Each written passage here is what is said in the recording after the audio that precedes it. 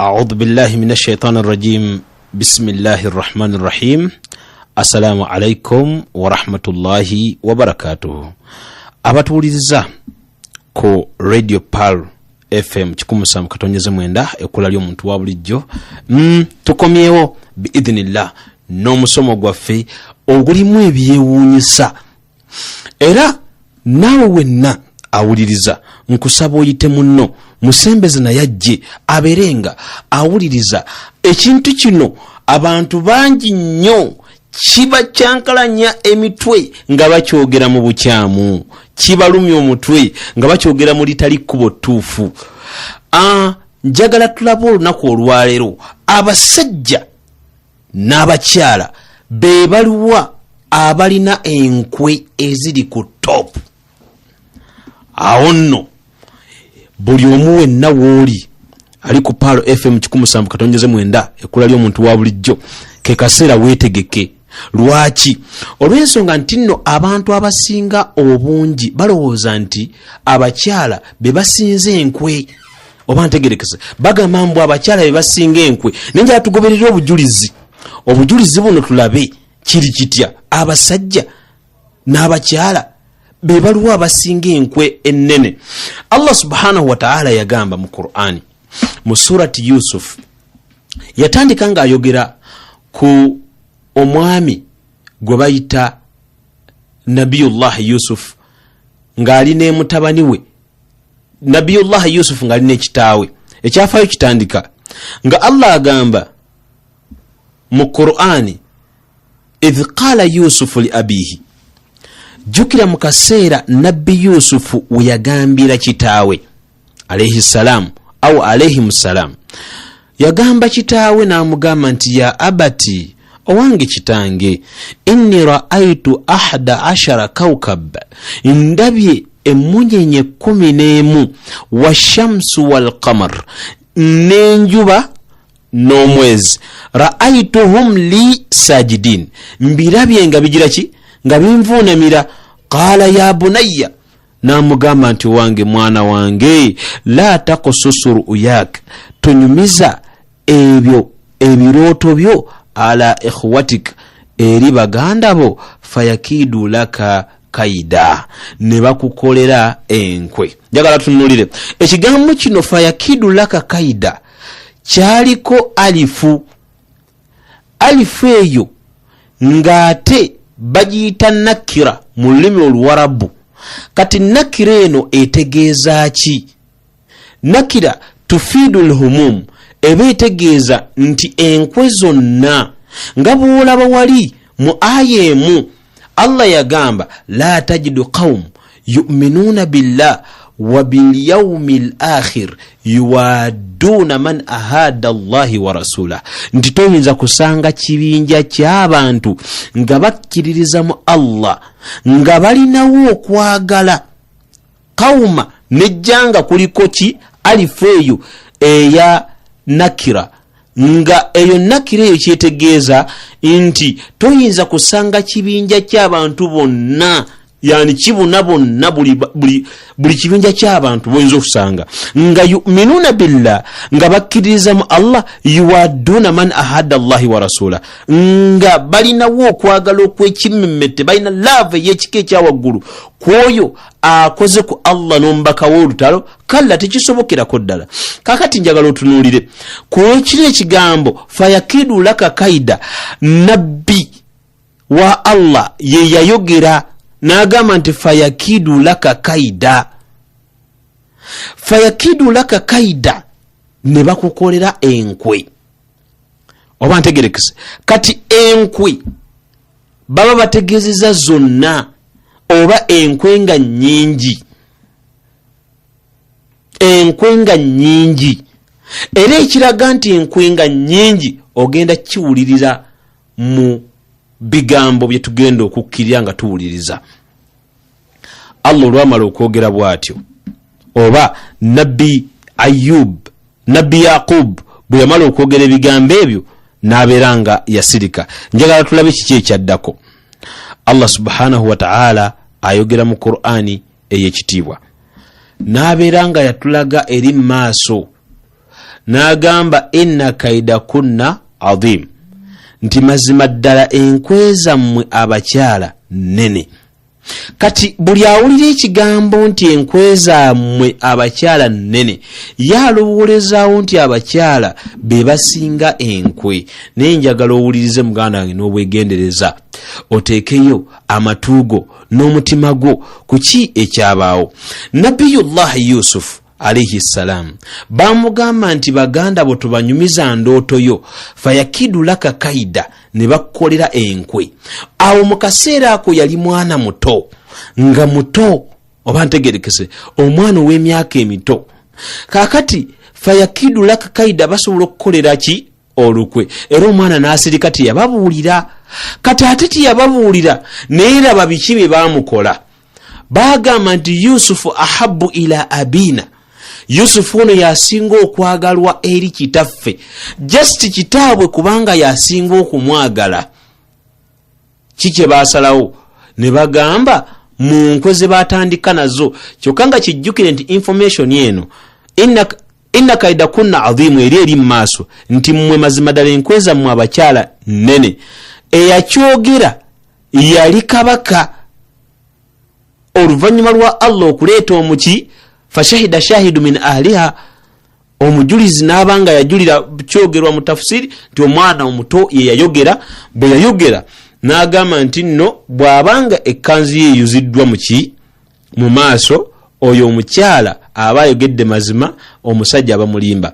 Otegera ate wayinkana kamisu kudda min qubl, singa bajja ne bakisanga ng'ate bakiyuzizza mu mugongo eno, omukyala yabeera omulimba kuba yabadde asika engoye ne zigira ki? Ne ziyulika. Olwakiraba omusajja n'agamba inna kaidakunna adhim, enkwe zammwe nki? Nnene. Naye wali ebigambo biri ebyasoose ebigamba nti fayakidu laka kaida, ne bakolera enkwe. Nabbi ye yabyogera. Kati biri byonna Allah yabireeta n'abituteerawo mu Qur'ani tufunemu ekyokuyiga. Abantegereka. Kakati njagala twetegereze bulungi nti wali amaze okugamba nti fayakidu laka kaida, ne bakolera enkwe. Ani yayogera? Nabbi. Kati ekigambo kya nabbi n'ekyakabaka kiriwa kye tukulembeza. Ate era mu statement si zonna Allah yakulembeza enkwe z'abana abaana be bannabbi, abaana bannabbi Yaqub, abaganda bannabbi Yusufu, ku lukwe lw'omukyalo olw'okubeera nti akwata omwana omulenzi ono. Twagala tulabe enkwe z'abasajja zaali bana abalenzi zaali zikwata ku ki? Zaali zikwata ku nnugu, efutwa, obutaagaliza. Lwaki? Bayogera statement ekiraga ne bagamba Yusufu ahabbu ila abina, Yusufu ye asinga okwagala eri ani? Eri kitaffe. Kati bw'abanga ayagaddwa nnyo abaffe ayina kuttibwa. Bwe muba mulaba ayina kubeera nti attibwa. Kati ekigambo kya nabbi Yaqub kitandika nga kigamba nti fayakidu laka kaida, ye kyeyayogera nti ne bakolera enkwe. Enkwe ne kijja nga ziba nnyingi. Allah subhanahu wa ta'ala n'atandika okutulaga enkwe ze baakola. Mu bye baayogera baagamba iqtulu Yusufu tumutte. Owulira? Yusufu tumutte. Omuntu atandikidde ku nsonga y'okujjawo talina lukwe lunene lwagenda kupulaningira lusinga kujjawo. Waqala qailu minhum, byonna nga bwe biri, saagala kumala byonna, njagala kujjamu nsonga. Waqala qailu minhum, omu mu bo n'agamba, mwaba abaana, kyokka kijjukire baana bannabbi, baana basiraamu, ekirala ono muganda waabwe, ate baali balenzi. Njagala owulirize. Qala qailu minhum, omu mu bo n'agamba tumusuule mu luzzi. Omuntu okukwata n'akusuula mu kinnya ekya fuuti oba tugambe 6 oba 3 oba 10 oba 50, kyokka kijjukire eri desert, liri ddungu, eddungu okusima ekinnya ne kisobola okuvaamu amazzi musima kilomita musima fuuti nga 8 okudda wansi oba 10 naye wuliriza baamukwata ne bamukasuka mu luzzi bwe baamaliriza wajaa'u bidamin kadhib bajja n'omusaayi ogw'obulimba osegedde ne bagamba twalese Yusufu enda mata'ina eri ebintu byaffe agira nga abikuumakaawo fa akalahu dhi'b omusege ne gumulya wuli emisango gyonna gye baakola fayakidu laka kaida ndowooza ogiraba enkwe ze baakola mpitirivu okubeera nga omwana baamukwasuka mu luzzi kyokka mwana muto naye njagala tulabe enkwe z'abakazi zeetooloolera zeetooloolera ku laavu bakazi battu omukwano gumumalako obwongo n'atandika okuba nga nebyagira ki nebyakola kyakyabitegeera okumugamba nti bawa akukyaye awulira nga takyabitegeera ng'abadde akwagala Allahu akbar ne kunda gwayagala agende abantegerekese kati omukyalo ono twaga tulabe enkwezi ze yali akola yali ayagala ki bambi yali laavu kuba omwana yamukuza bulungi nga tamutaddeeko yadde olubale bwe yatuuka ekiseera kyokka kijjukire ye mukyala teyali musiraamu baamuyitanga Zulaikha omukyalo oyo lwali olunaku lumu bbaawe n'agira ki n'afuluma kati bbaawe bwe yafuluma omukyala n'agamba naggala enzigi Allah atunyumiza waghallaqatil abwab enzigi zonna n'aziggala waqalat haytalak n'agamba nti nkwewadde Yusufu nkwewadde kijjukira omulenzi awo ebiseera yali alina emyaka 17 awo n'amugamba nkwewadde naye nga buli si bulungi omwana yalungi wayitirira yamugamba haytalak nkwewadde Yusufu baako kyokola n'ayavula n'apipinga amabeere nayeegira ki naye decorating emimwa neyeekoza n'agira atya n'amugamba nkuwadde byonna gira ki twala Allahu akbar omulenzi olw'okuba yalimu okutya Allah subhanahu wa ta'ala n'amugamba nti yamugamba nti ma'adha Allah ekintu ky'oyogedde nekingiriza Allah mukazi gwe ky'oŋŋamba innahu rabbi ahsana mathwaya mazima ddala Allah wanga ntadde ku mbeera ennungi empitirivu kati oŋŋamba otya okukola ebintu ng'ebyo mu nvuunula endala bavunula nga bagamba nti nno omusajja ono ankuzizza bulungi rabbi ye mulezi kati wano abamu bavunula nga bagamba nti nno omulezi yali ategeeza Allah wanga ndabiridde bulungi yadde nga bansula mu luzzi n'andabirya n'atanzita mu luzzi n'engwa mu kibaketi ne bakisikayo ne bangula ne bandeeta nezijja n'empangala kati yono nkuze envuddemu kaakati ate ntandike kukola bya bwenzi abalala ne bavunula ne bagamba nti innahu rabbi ahsana mathwaya omusajja yennyini ankuzizza kabaka ono ate ankuzizza bulungi kyokka nzire ku mukyala we ate ntandike okubeera nga negatane tekisobokerako ddala nekingiriza Allah akuntaasa mukazi gwe byogira ki byogamba kakati omwana bwe yagaana ne bajja ne bamusanga ng'ayagala ki ayagala kwegatta n'amusajja kati mu kawuvuŋŋana awo yamuyuliza ekkanzu kati bwe yamuyuliza ekkanzu ne batwala omusajja olwatuuka n'alaba ensonga ezaaliwo omukyala olukwe luyasookerako kola njagala owulire mu nkwe ze matenda nti abakyala enna kaida kunna adhimu nti mazima ddala enkwe zammwe abakyala nnene omusajja we yazitendera nga bamaze kuleeta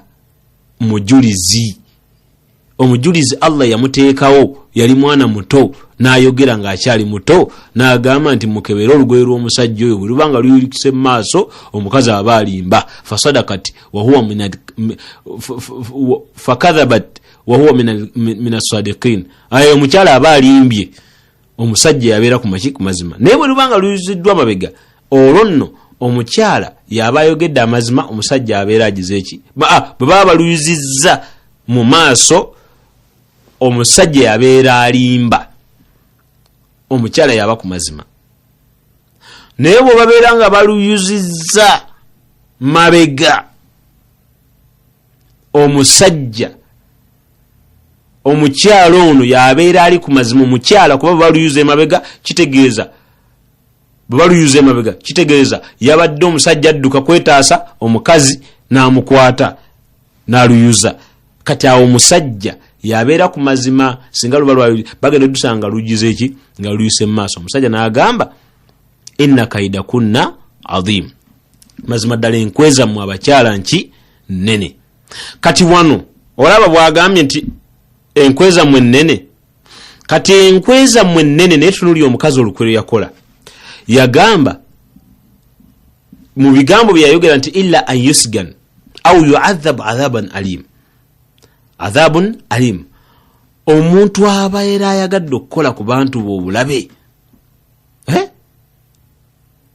olaba otya tasaana kusibwa asaana kusibwa oba n'abonerezebwa ebiki ebibonerezo ebinene njagala olabe omuntu asaba bakusibemu oba bakubemu embooko n'oli eyagamba nti tumutte aliwo asinga okubeera n'olukwa olunene kirowooza emuggo wekka bali abaana baganda be basalawo bamutte kyebakonkolodinga nakyo kumusula mu luzzi nako kulinga kumutta era ekiraga bagenda okutuuka okudda eno nga tebasobola mujjukira nti yeye kuba oli bamanyi yafadda abantegerekesa okyabatwazisa omusaayi ku gundi ku kanzu ogw'obulimba kulaga nti oli afudde taliddamu kulabika naye nabbi yusufu nabbi yakubu yabaddamu n'abagamba fasabirun jamil obugumiikiriza bulungi ye naagumikiriza ng'akimanyi nti Allah ayinza okuba ategeseewo entegeka endala